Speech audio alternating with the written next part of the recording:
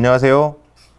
이번 시간은 전 시간 외부 울타리에 이어서 내부 울타리에 대해서 살펴보도록 하겠습니다. 사실은 내부 울타리는 이제 8대 방역 시설과는 좀 별개의 규정이지만 농장의 축산관계 차량, 그러니까 사료차, 분뇨차, 출하 차량이 농장 내로 진입을 안 하는 농장에 있어서는 내부 울타리가 필요가 없습니다.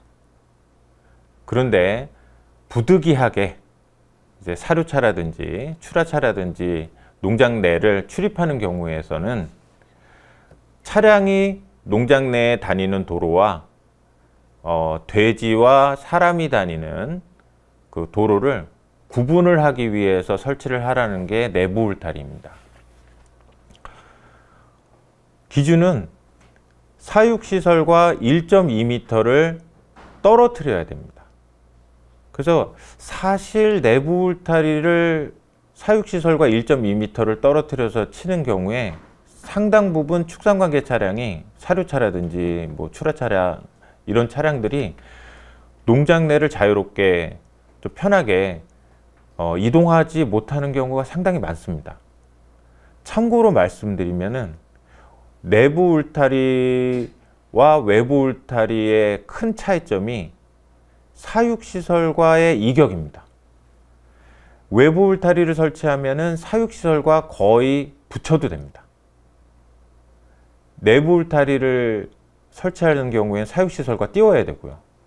그래서 농장 상황에 따라서 사실은 외부 울타리로 설치를 하고 농장 내부 규정을, 방역상 규정을 다르게 잡는 것이 훨씬 합리적인 경우가 대부분입니다. 그래서 뭐 사료빈을 옮긴다든지 아니면 출하대를 바깥으로 뺀다든지 이런 게 가능하신 분들은 그런 쪽으로 설치를 해서 2형 농장, 그러니까 관계 차량이 축산관계 차량이 농장으로 진입하는 유형의 2형 농장은 지양을 하시는 게 바람직합니다. 만약에 농장 주변에 멧돼지 감염 개체나 아니면 멧돼지 감염 사체가 발견되는 경우 2형 농장, 축산관계 차량이 농장 내부로 진입하는 타입에서는 정부에서 그리고 지자체에서 여러 전문가들이 바깥에 있는 바이러스가 이런 관계 차량에 의해서 농장 내로 유입되는 것으로 간주를 합니다. 그렇게 되면은 과연 이 농장을 폐사체가 인근에 나왔거나 감염 개체가 나왔는데 이 농장을 뭐 살처분을 할 것인가 말 것인가 하는 지역 방역협의회가 열리게 되는데 그런 경우에 불이익을 받을 수가 있습니다. 따라서 이 내부 울타리는 조건에 있지만 사실은 내부 울타리를 설치하지 않아도 되는 그런 구조로 어떻게든 만들어서 가시는 게 좋겠고요. 부득이하면 이제 내부 울타리를 설치하게 되는 경우인데 내부 울타리의 특징은 1.2m 사육시설과 이격이고 두 번째 다른 또 장점이 있습니다. 장점이 뭐냐면은 무창돈사나 이런 시설인 경우에는 윈치돈사가 아닌 경우죠. 그런 경우는 내부 울타리로 인정을 할 수가 있습니다. 그 얘기는 뭐냐면은 할 수가 있다는 것이지 꼭 해준다는 얘기는 아닙니다. 그래서 이거는 지자체, 뭐 검역본부, 농식본부 이런 분들이 나왔을 때 이분들의 판단에 의해서 이게 내부 울타리가 되는지 안 되는지가 결정이 됩니다.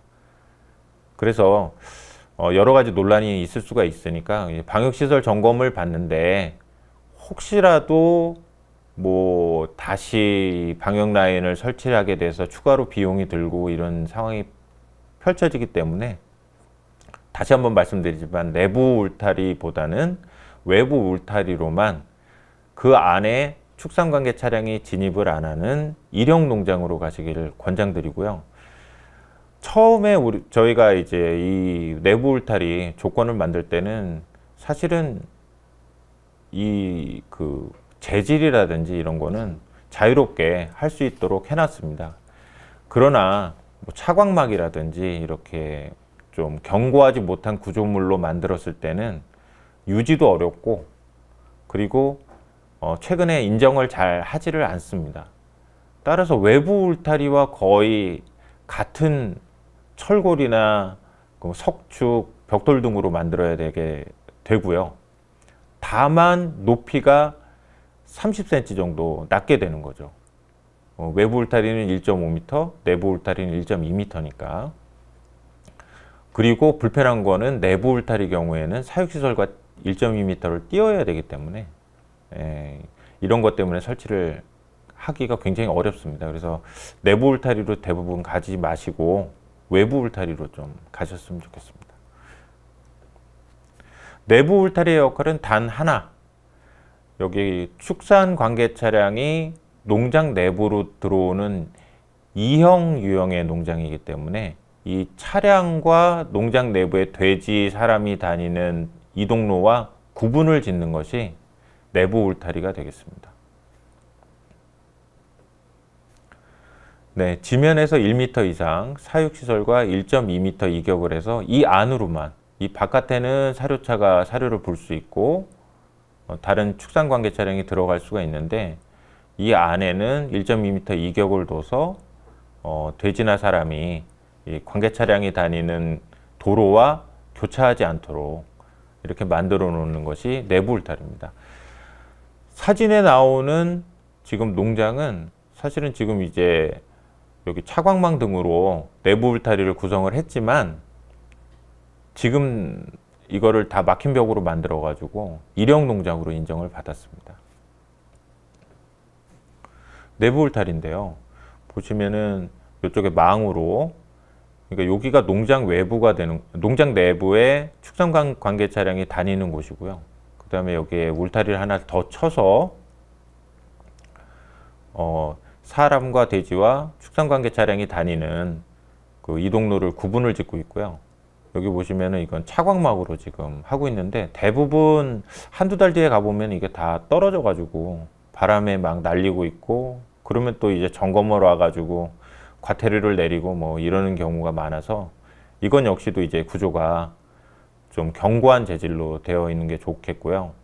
요 하단 좌측에 보면은 이미 이런 농장은 이제 유도로 같은 것들을 만들어 놨습니다. 그래서 이런 것도 유도로 자체가 이게 돼지를 사육하는 시설이 아니고 그냥 이동로이기 때문에, 이런 이동로 갖춰진 그거 자체가 내부 울타리로 인정을 받을 수가 있습니다. 그리고 또 우측 하단을 보시면은 여기 차광막으로 이제 내부 울타리를 만들어 놓은 걸 볼 수가 있습니다. 뒤에 방역실에 대해서 설명을 드리겠지만, 외부 울타리만 있는 일형 농장은 외부 방역실 하나만 있으면 됩니다. 그러나 내부 울타리를 쳐놓은 2형 농장의 경우에는 외부 울타리를 지날 때 방역실 하나, 내부 울타리를 지날 때 또 방역실이 하나, 이래서 두 가지의 여러 곳에 방역실을 설치하게 되는 그런 문제점도 있습니다. 그러니까 다시 한번 말씀드리지만, 내부 울타리를 사용해 가지고 방역 라인을 구성하시는 것은 제가 권해드리지 않습니다.